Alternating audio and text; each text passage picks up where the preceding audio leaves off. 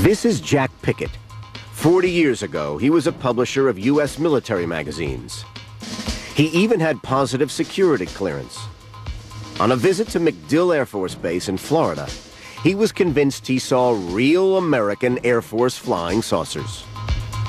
There was no mistaking what they were. They were flying saucers. There was 4 of them parked in a row down at that restricted area of the base, and they ranged in size from 20 feet across to about 45 feet to, say, 70 feet, and then the biggest one was 119 feet across. Perfect circles. Jack Pickett had been invited to the Air Force Base to write an article on the recently decommissioned aircraft.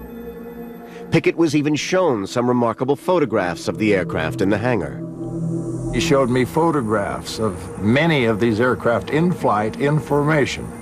He showed me photographs of them with jet escorts, regular type escorts, flying with them. Military researcher Michael Schratt has been investigating the Pickett story for the last 10 years. This one was 119 feet across. Schratt has worked closely with Pickett to produce a series of photo reconstructions of the experimental aircraft which Pickett saw. What Pickett was shown seemed incredible, but he was assured that indeed these were real experimental flying saucers, and this was the evidence that they had actually flown. I said, well, how fast did they fly and how high? He says, well, we achieved space flight with them. And I asked him pointedly, any aircraft that flew that high and that fast, why are you discontinuing them? Why are you scrapping them? He says, well, we've designed better versions with less maneuverability problems. Pickett wrote his article and was ready to publish, but at the last moment the Air Force withdrew permission and took back all Pickett's photographs. He stands by his story and remains convinced of what he saw. Well, I saw the photographs of them in flight. I walked up and touched the actual aircraft themselves. I really examined them, and it was, no question about it, it was a remarkable aircraft, and it looked just exactly like what flying saucers are supposed to look like. In between... Michael Schratt is convinced by all the evidence that indeed Jack Pickett's story is true. I believe that these were the original, true, authentic articles because I've spoken to Jack for over 4 years now. He's remained consistent throughout, never changed his story. The aircraft that Jack kicked the tires on were capable of 15,500 miles per hour, and I think that's one of the reasons why it's still classified to this day. 12 years later, there was another witness who seemed to confirm Jack Pickett's account. Warren Botts, an ex-8th Air Force pilot, saw an identical flying saucer aircraft hidden in a restricted hangar while visiting Wright-Patterson Air Force Base for a pilot's reunion. To my surprise, I saw this huge disc airplane and was almost wall-to-wall in circumference. And it was jet-powered from what I saw.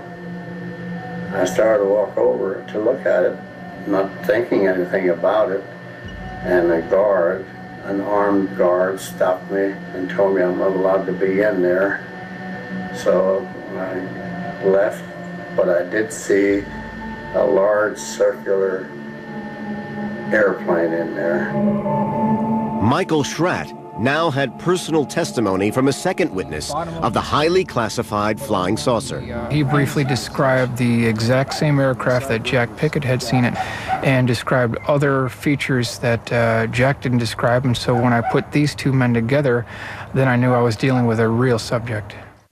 Despite much skepticism, Warren Botts, like Pickett, remains convinced. People that I spoke to since that time said it never existed, which I think they're wrong, because I know what I saw.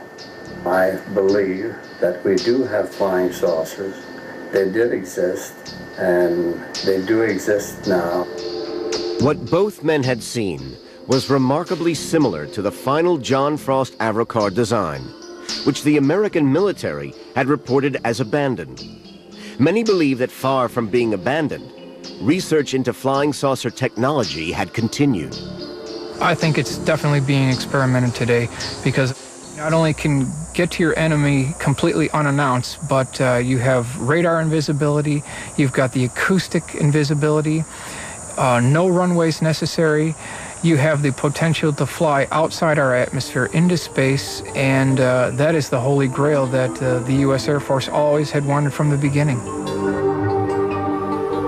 There still remains much classified material on the development of flying saucer technology. But by the end of the century, American scientists and engineers had fulfilled many of the hopes and dreams of flying saucers. A fighting machine that could travel at supersonic speed, undetected by radar, based not on a circular disc, but a pyramid.